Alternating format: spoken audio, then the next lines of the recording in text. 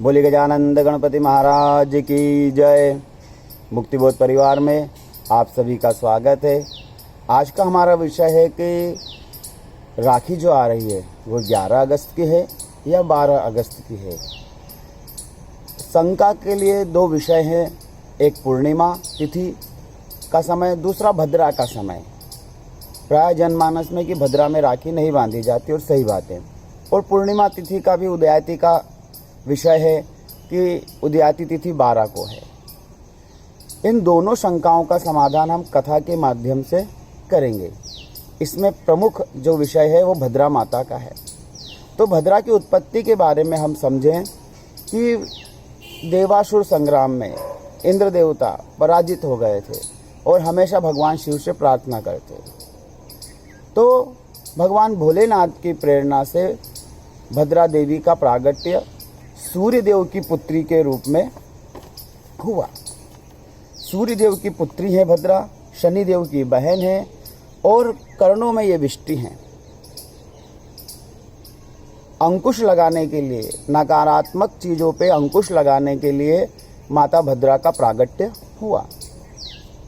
और भद्रा माता जन्म से ही सूर्यदेव के कारण और शनि की बहन होने के कारण और भगवान भोलेनाथ की प्रेरणा से उत्पन्न हुई थी।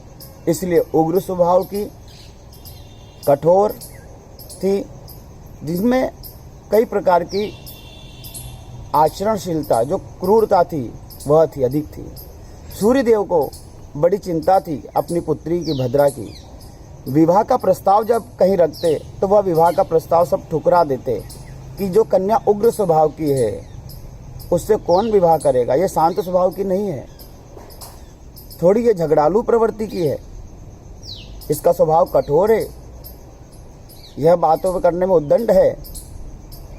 जब ब्रह्मा जी से परामर्श करा, स्वयंवर की रचना करी, तो माता भद्रा ने तहस नहस तैयारी थी विवाह की या स्वयंवर की, उससे तहस नहस कर दिया। तब ब्रह्मा जी के प्रयास से कहा परामर्श जब सूर्यदेव ने करा, तब उन्होंने कहा कि आप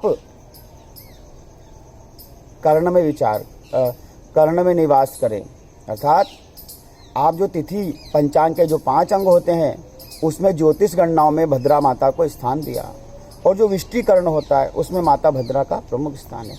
और कहा कि जो तुम्हारा सम्मान ना करें उन्हें तुम दुख दो। तो भद्रा माता जो हैं वह अलग अलग समय पे अलग अलग जगह रहती हैं और इनकी गणना चंद्रमा के अनुसार की जाती है। अब जैसे सोमवार की जो भद्रा रहती है वह कल्याणकारी होती है, मंगलवार की भद्रिका होती है, बुधवार की भी भद्रिका होती है, मतलब शुभ कार्य नहीं कर सकते। गुरुवार की पुण्यवती होती है, भद्रा का दोष नहीं लगता। शुक्रवार की भी कल्याणकारी होती है, भद्रा का दोष नहीं लगता। शनिवार की वृश्चिकी और रविवार की भद्रिका होती है। ले देके गुरुवार, शुक्रवार और सोमवार की भद्रिका मानी जाती है। और जो भद्रा माता का समय रहता है वह पंचघड़ी, जो प्रारंभ के 5 घड़ी रहता है वह मुख रहता है, जो सर्व कार्यों का नाश करता है। 2 घड़ी कंठ, उसके बाद का जो धन का नाश करती है। 11 घड़ी हृदय, जो प्राण का नाश करती है। 4 घड़ी नाभि, जो कलह करती है। 5 घड़ी जो अपभ्रंश करती है, मन में शंकाएं उत्पन्न करती है। और 3 घड़ी, आखिरी की जो 3 घड़ी है वह विजय कार्य की सिद्धि होती है। अर्थात भद्रा देवी की अंतिम 3 घड़ी हम ले सकते हैं। इसके बाद में भद्रा माता का जो विचार है वह कूटनीति में, षड्यंत्र में, राजनीति में, तांत्रिक क्रियाओं में।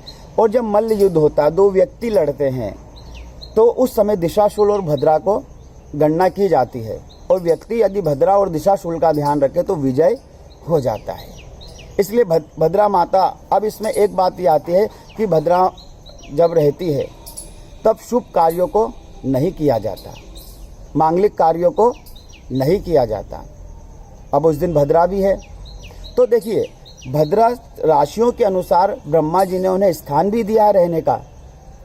कि देखिए जब चंद्रमा कर्क, सिंह और कुंभ मीन राशि में हो तो भद्रा मृत्यु लोक में विचरण करती रहती है। जब चंद्रमा मेष, वृषभ, मिथुन, वृश्चिक में हो तो वह स्वर्ग लोक में विचरण करती है, और जब चंद्रमा कन्या, तुला, धनु, मकर में हो तो वह पाताल लोक में निवास करती है। तो 11 अगस्त के दिन जो चंद्रमा है वह मकर का है, अर्थात उस दिन भद्रा का जो समय है या जो भद्रा माता है वह पाताल लोक की भद्रा है, पृथ्वी पे उसके नियम ग्राह्य नहीं होंगे। इसलिए भद्रा की चिंता आप 11 अगस्त के दिन छोड़ दें, क्योंकि भद्रा 11 अगस्त को गुरुवार भी है और पाताल लोक में निवास करेंगे, इसलिए हमें भद्रा का भय नहीं होना चाहिए। अब दूसरी बात है कि पूर्णिमा तिथि उदयाती लेना चाहिए जो 12 अगस्त को है, 11 को तो नहीं है, पर सर्वाधिक समय पूर्णिमा तिथि का 11 अगस्त को है। और जब हम तिथि की गणना करें, चाहे पूर्णिमा की नहीं, किसी भी तिथि की जब हम गणना करते हैं तो उसका हम जोड़ देखते हैं कि वह युग्म किसके साथ है, जुड़ी हुई किसके साथ है। जैसे 10वीं और 11 भेली नहीं की जाती, 11 और 12 भेली की जाती है, एक साथ की जाती है। उसी तरह पूर्णिमा का जो व्रत है, पूर्णिमा रक्षाबंधन वाली जो पूर्णिमा है वह चतुर्दशी के साथ हम जोड़ सकते हैं, पर एकम के साथ नहीं जोड़ सकते। अर्थात जिस दिन पूर्णिमा और एकम हो उस दिन पूर्णिमा का स्नान हो जाएगा, दान हो जाएगा प्रातः काल में, पर उसका जो कार्य है पुण्य काल है वह सब चतुर्दशी को चला जाएगा। ऐसे हर तिथि की गणना रहती है, सूर्योदय का भी बहुत सारी बातें रहती हैं। पर पहली बात, पाताल लोक में भद्रा देवी का विचरण रहेगा, इसलिए भद्रा की चिंता ना करें। दूसरा, चतुर्दशी और पूर्णिमा हमें भेली करना चाहिए, क्योंकि तिथि का जोड़ उसके साथ जैसे हम तीज और चौथ भेली करते हैं, अमावस और नवरात्रि की एकम भेली नहीं करते, एकम और दूज भेली करते हैं, उसी प्रकार चतुर्दशी और पूर्णिमा को भेली करें, एक साथ करें। 11 अगस्त के दिन रक्षाबंधन का पर्व बड़े हर्ष उल्लास के साथ मनाएं, और अन्य मुहूर्त भी आपको मिल जाएंगे सोशल मीडिया के माध्यम से, जिसकी मैंने यहाँ पर बात नहीं करी। उम्मीद करता हूँ आपको वीडियो पसंद आया होगा। चैनल को लाइक, कमेंट, शेयर अवश्य करें। जय श्री